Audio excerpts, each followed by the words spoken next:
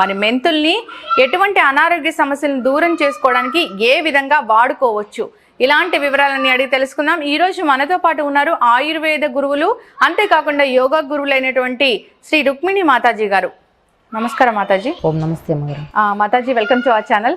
మాతాజీ, మీరు ఎన్నో రకాల ఆరోగ్య ప్రయోజనాల గురించి చెప్తూ ఉన్నారు, ఎన్నో రకాల స్పైసెస్ గురించి కూడా పరిచయం చేస్తూ ఉన్నారు, ఔషధ గుణాలు తెలియజేస్తూ ఉన్నారు. సో మెంతులు అంటే మన ఇంట్లో దొరికేవే కదా, సో ఆ మెంతుల గురించి చెప్పండి అమ్మా. దాంట్లో ఉన్న ఆరోగ్య ప్రయోజనాలు ఏంటి, అవి ఎటువంటి వ్యాధులను నయం చేస్తాయి? సో ఓకే, ఈ మెంతులు వచ్చేసి మన ఇంట్లోనే ఉన్నాయి కదా అని చెప్పేసి మనం అసలే లెక్క చేయం, మెంతులే కదా అంటాం. దీంతో మనకేం సమస్య, మనకేం అవసరం అని అనుకుంటాం. కానీ ఈ మెంతుల వల్ల మనకు చాలా రకాల ఉపయోగాలు ఉన్నాయి. ఈ మెంతుల వల్ల చాలా రకాల ఉపయోగాలు ఉన్నాయి.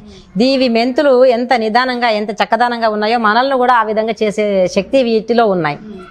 కాబట్టి ఈ మెంతులు మన నానబెట్టేసి నైట్ నానబెట్టి ప్రొద్దున్న వండి తినొచ్చు.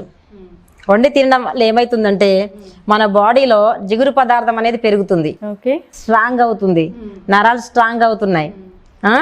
మళ్ళీ మనకి మోషన్, మనకి మలబద్ధకం ఉండే అవకాశం ఉండదు. మలబద్ధకం తొలగిస్తుంది, గ్యాస్ట్రిక్ను తొలగిస్తుంది, స్టమక్లో ఉన్న గ్యాస్ ట్రబుల్ను తొలగిస్తుంది. మనకి బాడీలో ఎటువంటి వ్యాధి అంటే వేడి వ్యాధి, వేడితో వచ్చే వ్యాధులు అన్ని రకాల తొలగిస్తుంది. అంతేకాకుండా ఇది కంటి చూపుకు బాగా పనిచేస్తుంది. అంతేకాకుండా ఇది మనకి జాయింట్ పెయిన్ అనేది రానియకుండా ఉంచుతుంది. అంతేకాకుండా మనకి ఇది పొట్టలో ఏదైనా సమస్యలు, వాపులు ఉన్న, ప్రేవుల్లో వాపులు ఉన్నా అలాంటివి ఎటువంటి వ్యర్థ పదార్థాన్ని ఉండనీయకుండా దీన్ని నివారిస్తుంది. కాబట్టి మనకి ఇంకా చాలా రకాల, అంటే చెప్పుకుంటే ఇంకా ఎక్కువనే ఉన్నాయి, కానీ మనకి కొద్దిలో చెప్పేస్తున్నాను. ఎందుకంటే ఇదేంటి సోది అంటారు కాబట్టి అంత సోది అవసరం లేదమ్మా. అంటే ఆరోగ్య ప్రయోజనాలు ఎన్ని చెప్పినా కానీ ఖచ్చితంగా తెలుసుకోవాల్సిందే. కాబట్టి ఈ యొక్క మెంతుల వల్ల మనకి ఇన్ని ఉపయోగాలు ఉన్నాయంటే, ఇప్పుడు మనకి మలబద్ధకాన్ని రానియదు. ఇవే మెంతులు ఒక 250 గ్రాముల మెంతులు, ఒక 100 గ్రాములు వామ ఇందులో కలిపేసి, ఒక 50 గ్రాములు సేదు జీలకర్ర అంటే ఇస్తారు, నల్ల జీలకర్ర అన్న ఇస్తారు. వీటిని తీసుకొచ్చి కొంచెం వేడి చేసి మిక్సీ చేసేసి ఒక సీసాలో స్టోర్ చేసి ఉంచుకొని డైలీ ఒక 1/2 లీటర్ నీళ్ళలో 1 టీ స్పూన్ పొడి వేసేసి మనం కలుపుకొని వేడిగా తాగేస్తుంటే గ్యాస్ట్రిక్, గ్యాస్ ట్రబుల్, తేపులు వీటన్నిటిని కూడా తొలగించే అవకాశం ఈ మెంతుల్లో ఉంది. మెంతులు, జీలకర్ర, వామ్లో బాడీ పెయిన్స్ పోతుంది, పొట్ట క్లీన్ చేస్తుంది, వెయిట్ లాస్ చేస్తుంది. మనకి కంటికి, ఒంటికి, అన్ని రకాల నరాలకి మనకి బలంగా తోడ్పడుతున్న ఈ మెంతుల్ని మనం ఉపయోగించుకోవాలి, అందరూ ఉపయోగించుకోవాలి. ఎందుకంటే పూర్వంలో జీలకర్ర మెంతాల కూర అని వండేవాళ్ళు. ఎలా అంటే ఉల్లిపాయలు ఉంటాయి కదా, ఉల్లిపాయలను పొయ్యి అగ్గిలో కట్టెల పొయ్యి ఉంటుంది, అందులో ఉల్లిపాయలను కాల్చేసి మీది పొట్టు తీసేసి తొడిమెలు తీసేసి ఈ మెంతులను, జీలకర్ర, మెంతులు, ఉల్లిపాయలను మిక్సీ చేసేసి జీలకర్ర మెంతాల కూర అని చెప్పేసి కొంచెం లైట్గా చింతపండు వేసేసి వండేవాళ్ళు. అంటే ఇప్పుడు ఎక్కువ మటుకు చేపల్లో కూడా వండుకొని తింటారు, చేపల కూర వండుతారు కదా, దాంట్లో కూడా ఇవి ఉపయోగిస్తారు. అందుకే వాళ్ళకు కంటి చూపు కానీ, జుట్టు నల్లబడడానికి కానీ, జుట్టు తెల్లబడకుండా అవకాశం కూడా దీంట్లో ఉంది. ఎందుకంటే జుట్టు రాలే అవకాశం కూడా ఉండదు. దీన్ని ఎంత తింటే మనకు అంత మంచిది. నడుము నొప్పులు కూడా వచ్చే అవకాశం ఉండదు. స్త్రీలకు చాలా మందికి నడుము నొప్పులు వస్తాయి. అదే విధంగా వాపులు వచ్చినాయి అనుకోండి, ఎవరికైనా వాపులు, ఇప్పుడు కాళ్ళలో నీరు వస్తుంది, సెల్లింగ్ వస్తుంది, వాటికి ఏం చేయాలంటే ఒక టేప్ ఉంటుంది కదా, టేపుకు అన్ని ఇలా అంటించాలి. ఈ మెంతులను అంటించేసి దానికి వాపు వచ్చిన దగ్గర ఆ టేపుని చుట్టేసినట్టయితే ఆ వాపులు కూడా తగ్గిపోయే అవకాశం ఉంది. అంటే కాళ్ళు అప్పుడప్పుడు వాపులు వస్తాయి కదా, బ్లడ్ సర్క్యులేషన్ లేక, అలాంటి సమయంలో ఈ మెంతుల్ని, ఈ టేప్ ఉంటుంది కదా మనకి, వైట్ టేప్ ఉంటుంది, దాని మీద అన్ని ఇలా పోస్తే అన్ని దానికి అంటుకుంటాయి. దానికి గమ్ము ఉంటుంది కదా, ఆ గమ్ముకు అంటుకున్నప్పుడు అంటించి ఈ యొక్క ఎక్కడైతే మనకు వాపు వచ్చిందో దానికి చుట్టేసి అలాగే ఉంచేస్తే ఆ వాపులు తగ్గిపోతాయి ఈ మెంతుల వల్ల. ఇలాగే మనం ఇంకా కష్టపడకుండా మనం ఈ మెంతుల్ని మనం కడుపులకి ఎక్కువగా ఎంత ఉపయోగించుకుంటే అంత పంటికి కూడా మంచిది, పళ్ళకి మంచిదే. పళ్ళకి కూడా ఇది జిగురు పదార్థం కాబట్టి పళ్ళకి మంచిది.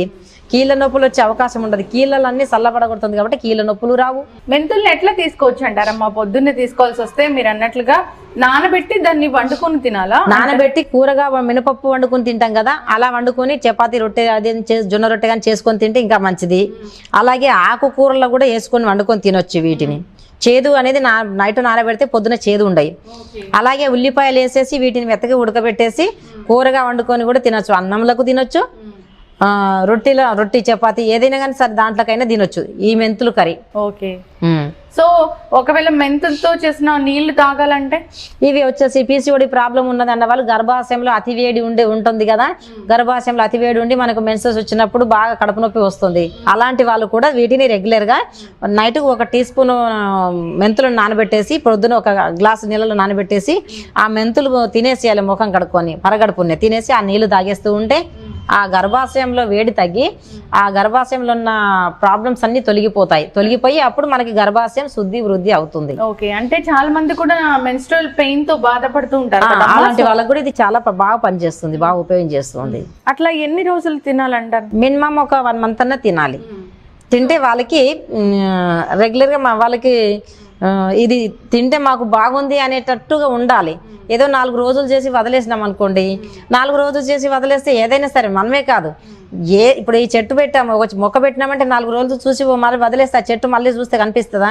అలాగే మన శరీరం కూడా ఒక చెట్టు లాగానని అనుకోని కనీసం మన మీద మనకు గుర్తు లేకపోయినా మనం ఎవరమో మనం దీన్ని ఎలా ఉంచాలని చెప్పి, ఎందుకంటే శరీరం మనం కాము కాబట్టి దీనికి మనం చెట్టును పెడితే దానికి ఎలా శ్రద్ధతో మనం దాన్ని పెంపొంది చేస్తామో ఈ శరీరాన్ని కూడా దీని మీద శ్రద్ధ పెట్టి మనం దీనికి ఏమి ఇయ్యానో ఏమి ఇవ్వకూడదో దీనికి సమయపాలనతో పాటుగా మనం చేసినట్టయితే మనం 100 సంవత్సరాలు హాయిగా చల్లగా ఆరోగ్యంగా బ్రతకగలుగుతాం. ఓకే.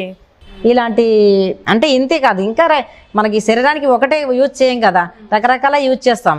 ఇప్పుడు ఆయిల్ తక్కువ యూజ్ చేయాలి, వేడి ఎక్కువ ఉండి కడుపు నొప్పి వచ్చే వాళ్ళు ఆయిల్ తక్కువ యూజ్ చేయాలి, పులుపు తక్కువ యూజ్ చేయాలి, కారం తక్కువ యూజ్ చేయాలి, చింతపండు వాడకూడదు. అలాంటప్పుడు మనకి పీసీఓడి వచ్చే ప్రాబ్లం ఉండదు. ఎప్పుడైనా మనం వస్తుంది అనుకుంటూనే ఉన్నాం, వస్తూనే ఉంది. అంతేగాని ఎందుకు వస్తుంది, అది ఎలా అయితే రాదుకుంటూ ఉంటుంది అనడానికి ఆహార నియమాలను పాటించవలసిన అవసరం ఉంటుంది. ప్రివెన్షన్ అనేది ఖచ్చితంగా. ఎందుకంటే మనం ఆహార విహారాలను మనం సరిగ్గా చేయనప్పుడు ఈ శరీరంలో మరి మన ఆరోగ్యం ఎలా మన అందుబాటులో ఉంటుంది? మరి మనం ఏ మెడిసిన్ వేసినా పనిచేస్తుందో పనిచేది. ఇప్పుడు ఒక వస్తువు మనకి ఖరాబ్ అయిపోయింది, మురిగిపోయింది, దాంట్లో ఇంకో ఎంత మంచి వస్తువు వేసినా ఇది కూడా మురిగిపోతూనే ఉంటుంది. అలాగే మన పొట్టలు వేసినాయి అని మురుగుతూనే ఉంటాయి అజీర్తి వల్ల. ఎందుకంటే మనము శరీరంలో మనం బ్రీత్ ఎక్సర్సైజ్ లేదు, వంగడం లేవడం కూర్చోవడం లేదు. పూర్వంలో ప్రతి పని ఇంటి పని ఇంటి వాళ్ళందరూ చేసుకునేవాళ్ళు. ఇప్పుడు మనం ఏం లేదు, మనం డైనింగ్ టేబుల్ భోజనం తింటున్నాము, అప్పుడు మనం ఏంటంటే ఇది సరిగ్గా మనకు సరైన స్థానానికి వెళ్ళట్లేదు. ఎక్కడుంది, ఇక్కడ ఈ పక్క అక్కడ ఆ పక్క అట్లా పెరిగిపోవడానికి కారణం ఏంటంటే అజీర్తి, అరగకపోవడం, సమయానికి భోజనం చేయకపోవడం వల్ల. అందుచేత మనం ఏంటంటే ఆకలి అయినప్పుడేమో భోజనం చేయము, ఆకలి అయిపోయినాక భోజనం చేస్తాము, సూర్యశక్తి తగ్గిపోయినాక భోజనం చేస్తాము. ఇప్పుడు మనం ఒక పాత్రలో ఏదైనా పెట్టి వంట చేసుకుంటేప్పుడు మంట పెట్టినప్పుడు మనం పాత్ర పెడితేనే ఆ పాత్రలో ఉన్న వస్తువులు ఉడుకుతుంది. లేదు ఆ మంట తీసేసిన తర్వాత మనము ముందు మంట పెట్టేసి మంట తీసేసిన తర్వాత మనం పాత్ర పెట్టినామనుకో ఆ పాత్రలో ఉన్న వస్తువులు ఉడుకుతాయా? అలాగే మన పొట్టలో కూడా సూర్యశక్తి ఎప్పుడైతే ఉంటుందో అప్పుడు ఆహారం సరైన టైంకి ఇస్తేనే మనకి అనారోగ్యం వచ్చే అవకాశం ఉండదు. అజీర్తి కాదు, మిగిలి ఉండదు అన్నట్టు. మిగులు పదార్థం అనేది మన పొట్టలో ఉండకుంటేనే మనకు ఆరోగ్యంగా ఉంటుంది. ఓకే. ఈ విధంగా మనం చూసుకోవాలి. మా అమ్మ మెంతుల్ని జుట్టుకు కూడా పెడుతూ ఉంటారు కదా, అది ఎలాగా?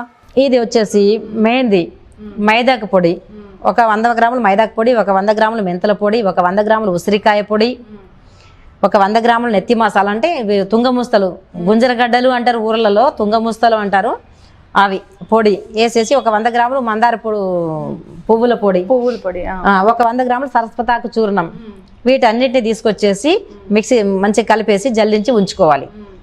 జల్లించి ఉంచుకొని ఆ పొడి మనకి ఎంతైతే మనకు తలకి అవసరం అవుతుందో ఇందులో ఇంకోటి కూడా కలపాలి, గుంట గరగర.